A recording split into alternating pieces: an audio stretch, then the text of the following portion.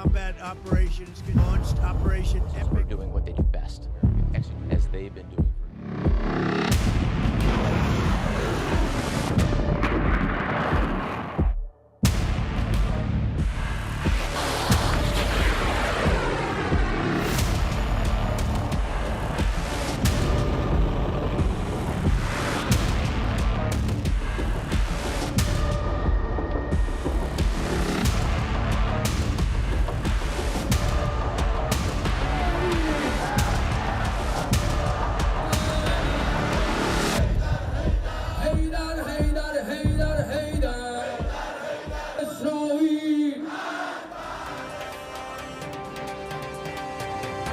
Saudara Menteri Luar Negeri Iran Abbas Araghchi menegaskan negaranya siap menghadapi kemungkinan invasi darat dari pasukan Amerika Serikat setelah perang yang dipicu Amerika Serikat dan Israel meluas ke berbagai wilayah di kawasan Timur Tengah.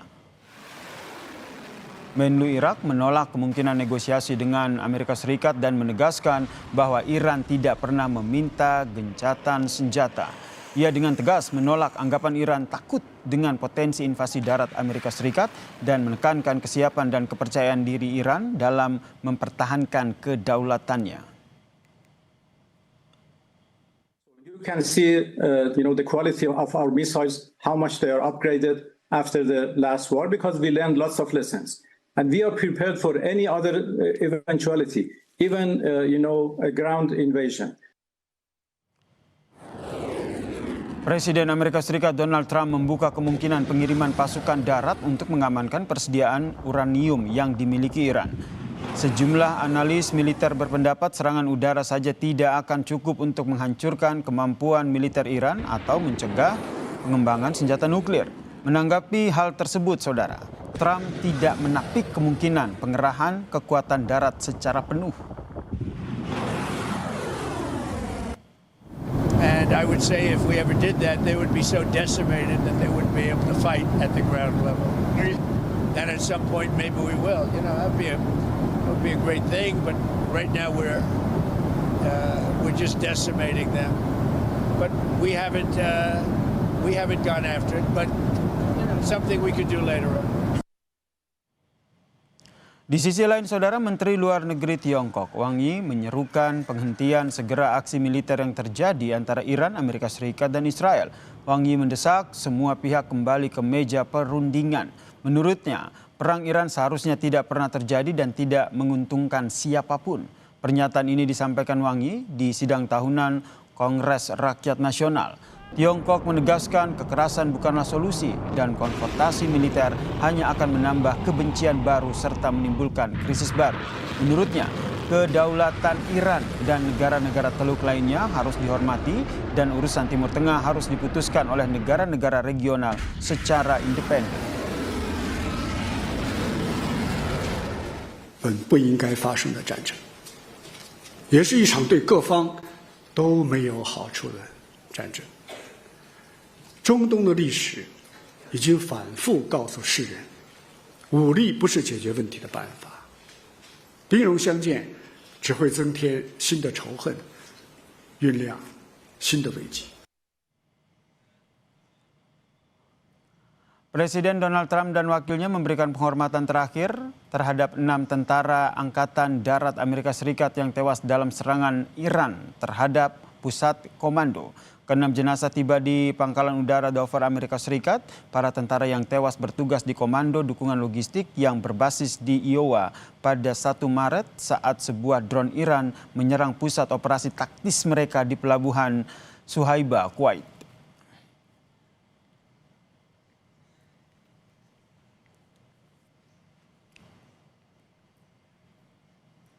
Saudara, ketegangan antara Amerika Serikat dan Iran kembali memanas. Teheran menyatakan siap menghadapi kemungkinan invasi darat jika konflik meningkat.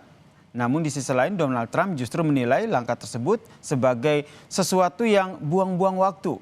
Lalu seberapa besar kekuatan amunisi darat bagi kedua negara dan seberapa buruk kemungkinan invasi darat ini akan terjadi?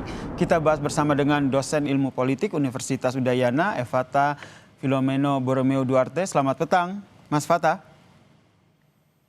Selamat petang, Mas.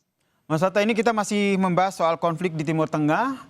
Jika Iran mengaku siap menghadapi invasi darat, tetapi justru Amerika Serikat ini menyebut bahwa ini buang-buang waktu begitu. Apakah ini menunjukkan perang lebih kepada diarahkan serangan jarak jauh daripada pendudukan wilayah? Ya, terima kasih. Tentu kita bisa melihat bahwa dalam beberapa catatan dan juga beberapa data yang bisa kita lihat, ada penebalan pasukan Angkatan Udara Amerika Serikat yang terus berlalu lalang dan menambah kekuatan mereka di Timur Tengah. Nah, tetapi untuk pasukan darat dan juga perang proksi memang ditujukan khusus berada pada otonomi Israel.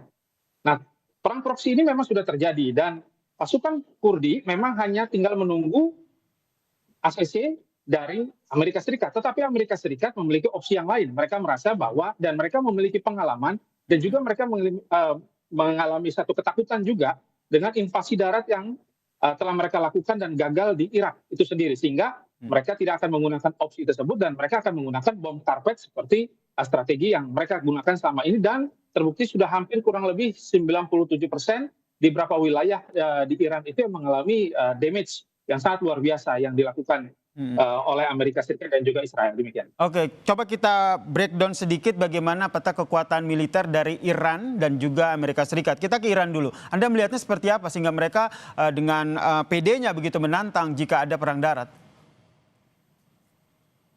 Ya, kita bisa melihat bahwa Iran sendiri sebenarnya sudah mempersiapkan ini cukup lama. Ketika perang 12 hari, mereka sudah mempelajari strategi yang dilakukan oleh Amerika Serikat dan juga Israel.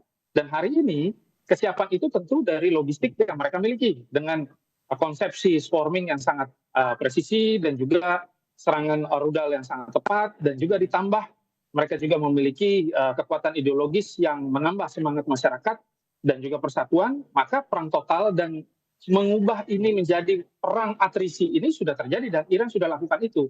Nah, ini tanda bahwa perang yang begitu sangat lama dan akan melelahkan pihak-pihak yang berperang di Timur Tengah ini terjadi. Ini tanda bahwa sebenarnya kedua belah pihak tidak bisa kita katakan sama-sama 50-50. Tetapi mereka mampu menghadapi, kalau dalam catatan dari pemerintah Iran, mereka bilang mereka mampu menghadapi sampai 6 bulan. Tetapi Amerika tentu tidak bisa. Amerika hanya maksimal, ya mungkin hanya 2 minggu dari sekarang. Maka serangan yang besar-besaran dengan kekuatan yang dan teknologi yang baru bisa saja akan keluar. Mungkin opsi bom yang jauh lebih mengerikan belum kita bayangkan bisa saja dipakai untuk langsung melemahkan pusat pertahanan dari Iran itu sendiri. Demikian. Nah, kalau kita lihat Iran ini kan sebenarnya strategi perangnya kan asimetris begitu ya. Nah, dengan adanya strategi itu memungkinkan tidak akhirnya akan berubah ataupun beralih menjadi invasi darat? Ya, invasi darat ini tentu sebenarnya ditujukan untuk melakukan regime change. Jadi Israel ini memiliki tujuan utama untuk regime change. Sedangkan Amerika Serikat tidak merasa bahwa Iran ini harus dilululantakkan secara total.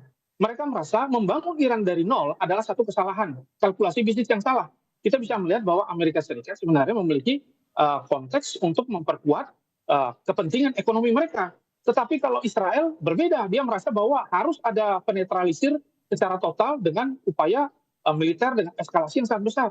Nah, inilah yang akhirnya menyebabkan diplomasi macet dan kedua belah pihak akhirnya tidak sepakat. Nah, tetapi Iran mencoba semaksimal mungkin untuk menyampaikan kepada negara-negara Teluk bahwa waspada, bahwa mungkin saja kita sedang diadu domba dan serangan ini akhirnya kalau dalam istilahnya itu adalah serangan membagi derita gitu. Jadi Iran menembakkan kadang-kadang di beberapa titik, kadang-kadang bisa juga menyasar pada titik-titik yang tidak semestinya, itu untuk menyadarkan bahwa semua pihak harus segera menghentikan perang ini karena Iran berada pada posisi sendirian saat ini. Oke, tapi kalau Anda membaca strategi yang nantinya akan dilakukan oleh Amerika Serikat sendiri seperti apa? Ya, tentu strategi yang akan dilakukan Amerika Serikat masih dengan upaya memotong dan juga memangkas titik-titik ekonomi. Kalau misalkan ada nanti serangan darat yang dilakukan, tidak mungkin kota yang diruntuhkan atau mereka melakukan serangan urban. Mereka akan menahan di beberapa wilayah yang memang di sana ada suplai logistik minyak. Ini adalah strategi cukur alis, ya, itu biasanya disebut dengan strategi cukur alis daripada bunuh orang. Nah, mereka merasa bahwa cukur alis ini jauh lebih efektif. Nah, kita bisa melihat bahwa sebenarnya ada upaya-upaya untuk mengurangi biaya perang yang sudah sangat-sangat besar dikeluarkan oleh Amerika, tidak seimbang dengan apa yang dikeluarkan oleh Iran. Meskipun korban jiwa sudah menyentuh angka 1.300 jiwa gitu dari Iran. Nah, kita bisa melihat bahwa ini tanda bahwa sebenarnya kedua belah pihak bisa saja tidak bisa melanjutkan perang dengan sangat lama dan mulai melanjutkan pada fokus-fokus politik yang lainnya. Ini kalau kita lihat juga serangannya ini juga sudah mulai kalau yang terbaru kan juga pusat kilang minyaknya Iran juga diserang akhirnya. Ya. Nah, ini Anda membacanya akan seperti apa? Memang fokus dari serangan yang dilakukan Iran ini di fokus tertentu saja seperti kilang minyak, kemudian militernya, pusat militer ataupun armadanya Iran, atau nanti akan meluas lagi? Ya, pertama kita harus lihat timelinenya dulu. Serangan pertama dalam Epic Fury ya dan juga Lion Roar itu kita bisa melihat bahwa serangan utamanya memang untuk mencabut ya pemerintahan yang sedang berdaulat gitu dengan cara memotong Ali Khamenei. Dan dalam perjalanannya saat ini mereka menyerang logistik, menyerang PLN, ya mereka menyerang pusat-pusat listrik, mereka menyerang logistik, bahkan mereka menyerang nanti ketika PLN itu rusak, otomatis nanti ke depannya supply terhadap kesehatan dan lain sebagainya akan terganggu. Dan juga akhirnya mereka tidak mampu melakukan perang secara panjang. Mereka mulai menyasar masyarakat sipil. Nah, inilah yang sebenarnya hendak dilakukan oleh atau strategi yang dilakukan oleh Israel dan juga Amerika untuk menyebabkan kelelahan kepada Iran. Tetapi Iran memiliki strategi otonomi sehingga pasukan mereka tidak perlu melakukan koordinasi kepada pusat dan mereka sudah menyiapkan stok yang cukup banyak.